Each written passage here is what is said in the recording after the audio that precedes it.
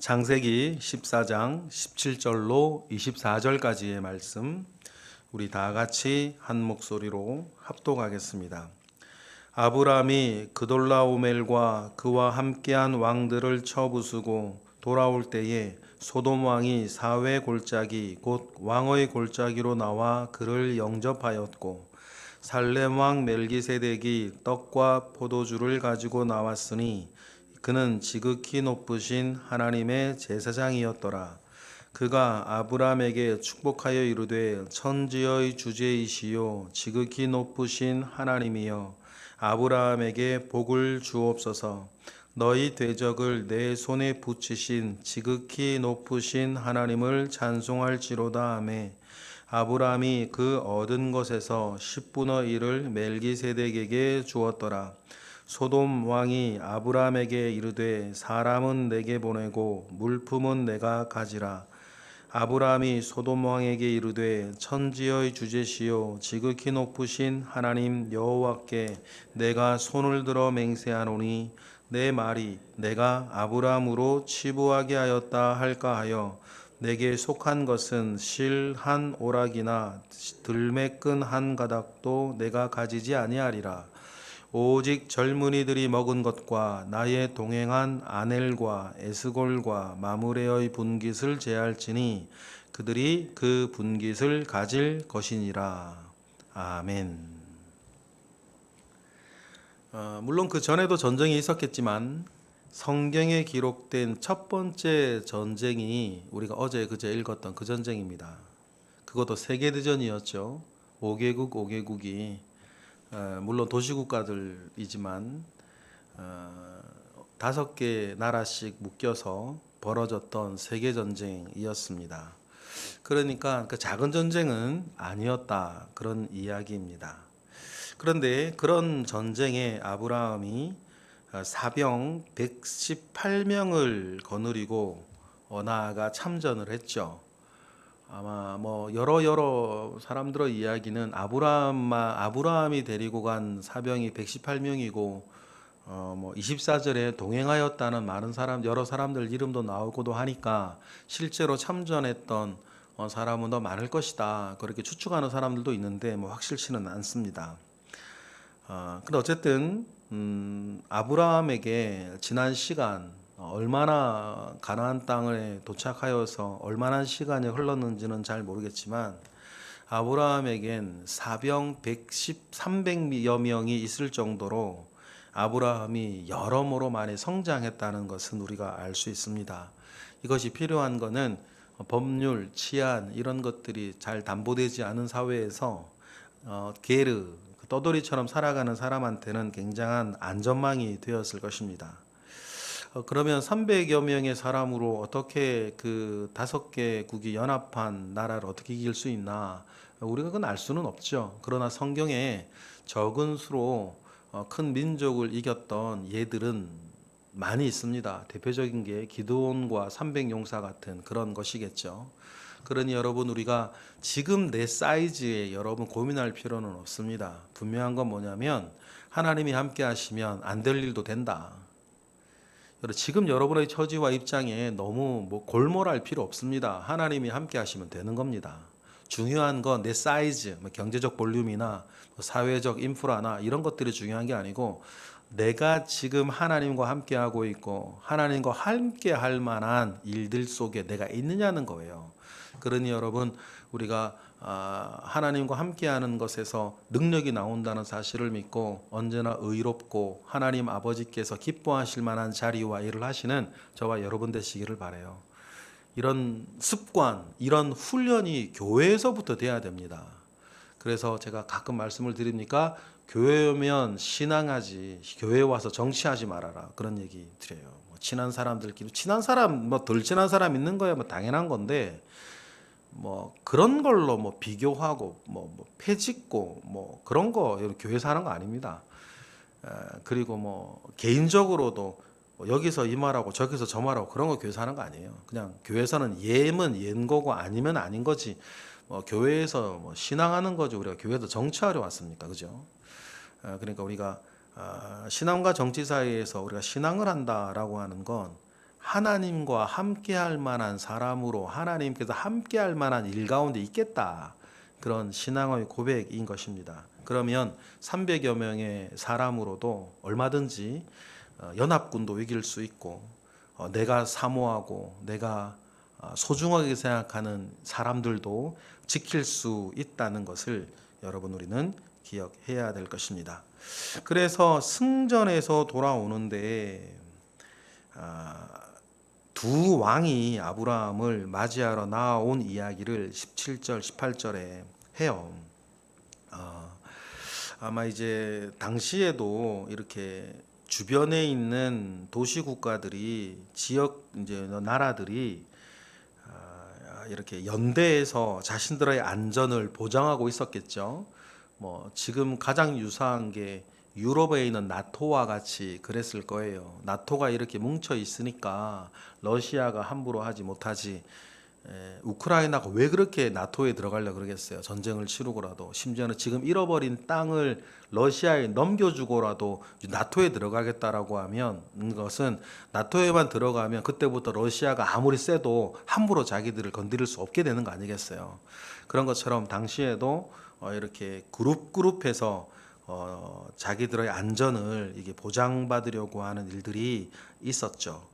그래서 왕들이 이렇게 전쟁에서 서참에게 패했다가 아브라함이 서력을 하고 돌아왔다는 이야기를 듣고 소돔 왕이 아브라함을 이렇게 환영하러 나왔고, 그리고 살렘 왕 멜기세덱이 이렇게 나왔다라고 합니다.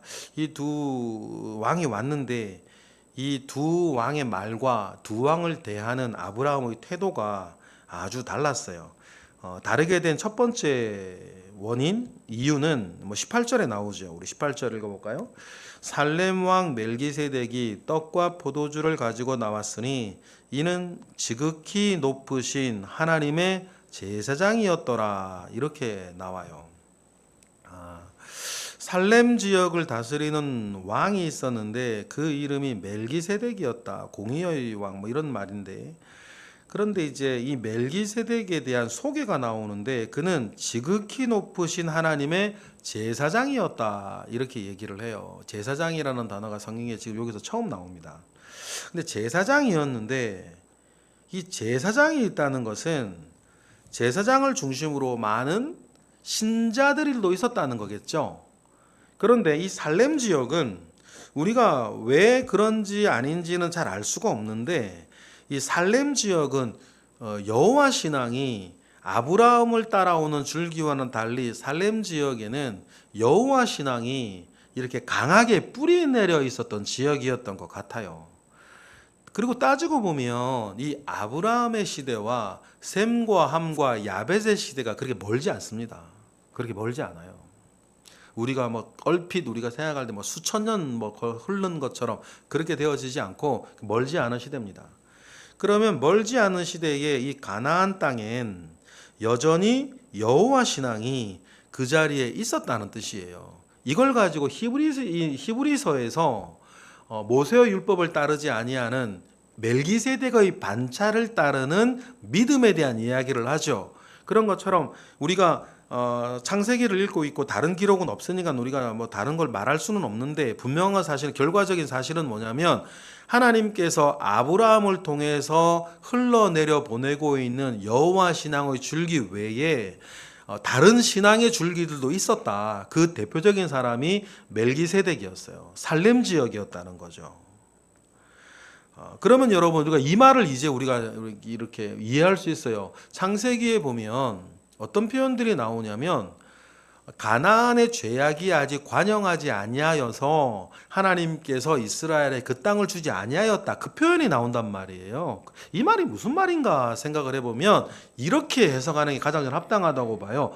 가나안 땅에 아직 뭐가 있다? 여호와 신앙이 남아있기 때문이에요.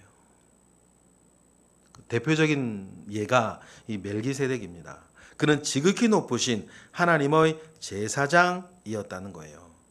그런 여러분, 그렇고 나면 이 살렘 지역은 여호와 하나님을 섬기고자 하는 사람들에게는 굉장히 좀 중요한 곳이었던 것 같아요. 그래서 네의 독자 아들을 이삭을 나에게 바치라라고 했을 때 아브라함이 구태여 3일 길을 가서 모리아 산에 가서 이삭을 바치려 그러잖아요.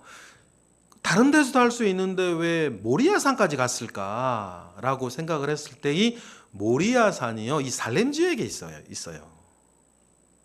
그리고 그 모리아 산의 이름이 다윗 때는 어떻게 불려지냐면 높 땅 내지는 여부스 땅이라고 불려져요.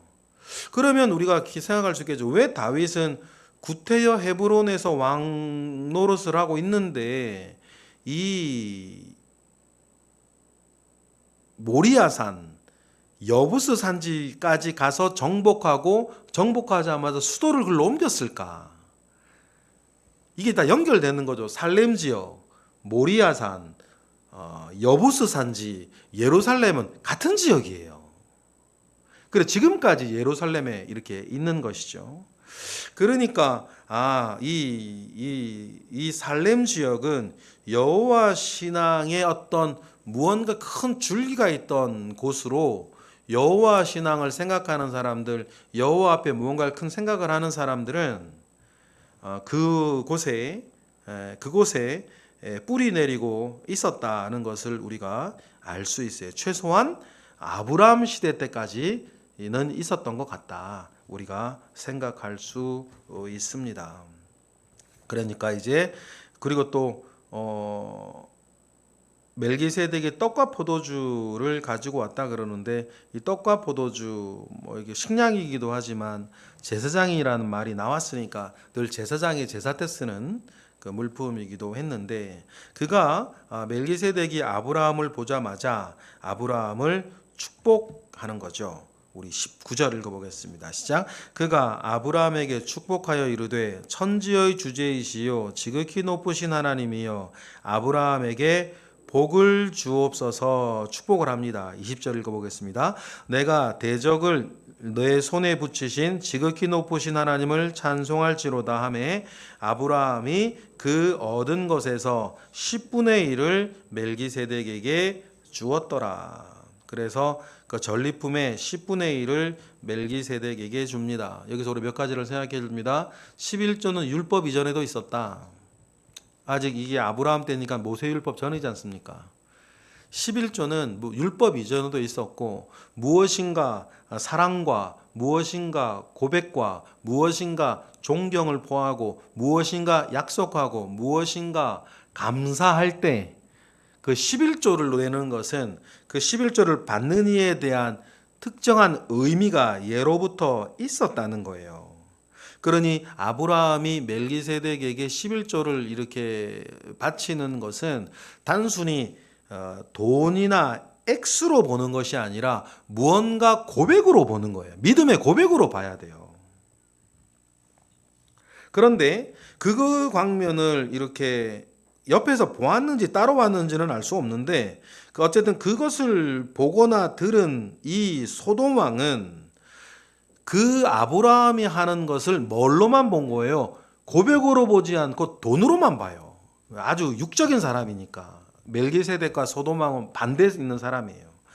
그러니까 그 광경을 지켜본 듯한 이 소돔 왕은 21절처럼 말하는 거죠. 21절 읽어볼까요? 시작. 소돔 왕이 아브라함에게 이르되 사람은 내게 보내고 물품은 내가 가지라 라고 하면서 아브라함이 멜기세덱에게 이렇게 무언가 10분의 1을 떼어주는 것을 보니까 이렇게 얻은 것의 10분의 1을 이렇게 주는 걸 보니까 이 소돔 왕이 옆에서 더 멋있어 보이려 그랬을까요?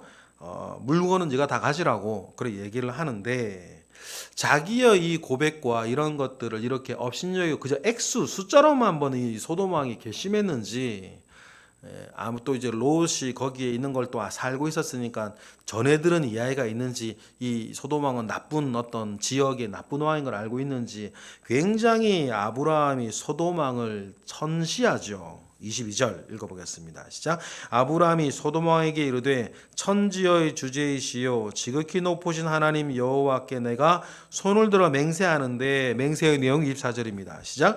내 말이 내가 아브라함으로 치부하게 하였다 할까하여 내게 속한 것은 실 한 오락이나 들매 끈 한 가닥도 내가 가지지 않겠다라고 이야기하면서 완전히 관계를 끊어버려요. 이익을 쫓아가지 않고 가치를 쫓아가는 사람을 이 소돔 왕이 좀 잘못 상대한 거죠. 그래서 아마 그 전리품이 굉장히 많았었나 봐요. 그러니까 부자가 되게 하였다 할까 하여서 가지지 않겠다라고 이렇게 말하는데, 왜 아브라함이 왜 이렇게 말했을까? 우리 몇 가지 생각할 게 있죠. 아브라함은 이 세상의 복을 추구하며 사는 사람은 아니었다라고 하는 것. 세상에도 그런 얘기 하지 않습니까? 뭐 돈은 쫓아다니는 게 아니라 그러잖아요. 돈은 뭐 쫓아다니는 사람한테 가지 않는다 이게 말하는 것 같은데, 아브라함은 이 세상의 복을 추구하는 사람이 아니었어요. 그럼에도 불구하고 300여 명을 데리고 있을 정도로 부자가 되었다. 여러분, 요 원리가 되게 중요한 것 같아요. 부자는 되고 싶어 되는 게 아니다. 뭐 이런 거죠. 근데 아브라함은 그래서 이 세상의 복을 추구하는 사람이 아닌 것 같고, 그러면 이거 냉큼 많은 전리품, 치부할 만한 큰 금액의 전리품을 가지겠죠. 그리고 두 번째, 아브라함은 자신을 존귀하게 하신 하나님의 길만을 사모하는 사람이다라고 하는 그것을 알았던 것 같고, 그렇게 살았던 사람이었던 것 같고, 또 세 번째로 보면 그 롯이 좀 전에 말씀드렸던 것처럼 롯이 그 소돔 땅을 선택해서 갈 때 그 땅을 하나님 앞에 악한 땅이라 그랬단 말이에요. 그럼 그 악한 땅을 다스리는 소돔 왕도 악한 왕이었을 것이고, 그런 악한 왕과 내가 관계를 가지고 싶지 않다. 그리고 소돔 왕이 가지고 있는 모든 물품들도 악한 왕이라면 남의 피눈물 고열을 짜내어서 치부한 것이 아니겠나. 근데 이런 건 내가 가지고 싶지 않다. 이런 아브라함의 마음이 있었습니다. 그러니 여러분, 이런 아브라함의 모습을 보면서 저나 여러분이나 우리가 요 정도의 기계는 가지고 살자. 그 돈 몇만 원, 돈 몇십만 원 때문에 여러분, 돈 얼마 때문에 우리 그러지 않고 우리가 하나님의 살아오고 이 땅을 살아갈 때 이 정도의 기계는 가지고 살아야 되는 거 아닙니까? 여러분, 여러분의 믿음을 돈으로 환산하면 어느 정도 될 것 같으세요? 물론 말할 수 없이 무궁무진하겠죠. 그런데 제가 말하는 포인트는 나는 어느 정도 대접을 하고 있냐는 거예요. 그러면 내 믿음의 어떤 시험, 돈과 관련된 나의 정결함을 내 믿음 때문에 얼마만큼 어디까지 내가 포기할 수 있냐, 정직할 수 있냐, 뭐 이런 문제 있습니다. 어쨌든 여러분, 우리가 이 정도의 믿음의 기계는 가지고 살아야 여러분 멋있는 사람 아니겠어요? 하나님 앞에서 그렇게 살아가는 우리 모두가 되기를 바랍니다. 24절에 보니까 그런데 아브라함이 제하려고 하는 게 있죠. 아브라함이 사고가 되게 합리적인 사람인 것 같아요. 균형 잡힌 사고를 가지고 있죠. 자기 감정에 충동적으로 말하고 행동하는 사람 같지는 않아요.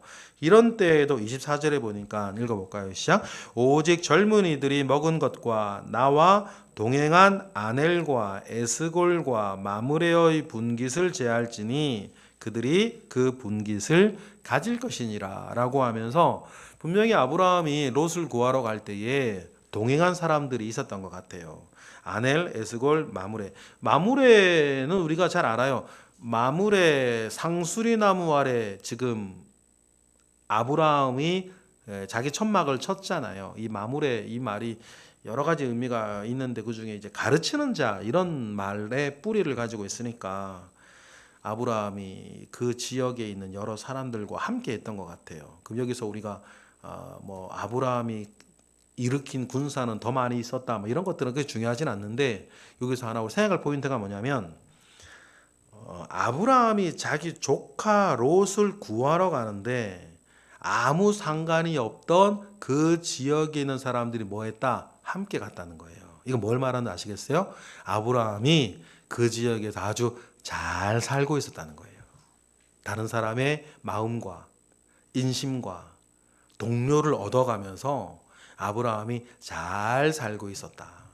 여러분, 우리도 어디에서든 여러분이 잘 살았으면 좋겠습니다. 그래서 우리 주변엔 나쁜 사람들 그 야비한 사람들, 욕심꾸러기들 이런 사람들이 주변에 꼬이지 않고 정말 하나님 앞에서 함께하고 하나님 사랑하고 교회 사랑하고 말씀 사랑하고 또 기도하고 뭐 이런 사람들이 우리 주변에 많이 있었으면 좋겠어요. 그래서 우리가 무언가 하고자 할 때에 이렇게 함께하고 동참하고 돕고 이끌어주고 또 뒤에서 밀어주는 사람들이 여러분 우리 주변에는 많았으면 좋겠다. 그러려면 어떻게 해야 되겠습니까? 뭐 잘 살아야겠죠. 잘 살아야 됩니다. 오늘 말씀은 여러 가지로 우리가 배우고 생각할 것들이 많이 있습니다. 하나님이 함께 하셔서 적은 힘으로도 큰 일을 하시고 믿음의 기계를 가지고 좋은 사람들과 더불어 승리하며 살아가시는 우리 모두가 되기를 주님의 이름으로 축복합니다. 기도하겠습니다. 할렐루야. 하나님 감사와 영광을 올려드립니다. 크신 은혜 가운데에 우리와 함께 하시옵소서. 크신 역사 가운데에 우리와 함께 하시옵소서. 하나님 아버지의 선하신 은혜가 늘 우리 가운데 있기를 원합니다. 주여 은혜 위에 은혜를 더하여 주시고 주여 능력 위에 능력을 더하여 주옵소서. 이 시간 드려지는 1,000번째 예물 그리고 우리가 고백하는 기도 가운데 주님 함께 하실 줄을 믿고 감사하며 예수 그리스도의 이름으로 기도드렸나이다. 아멘.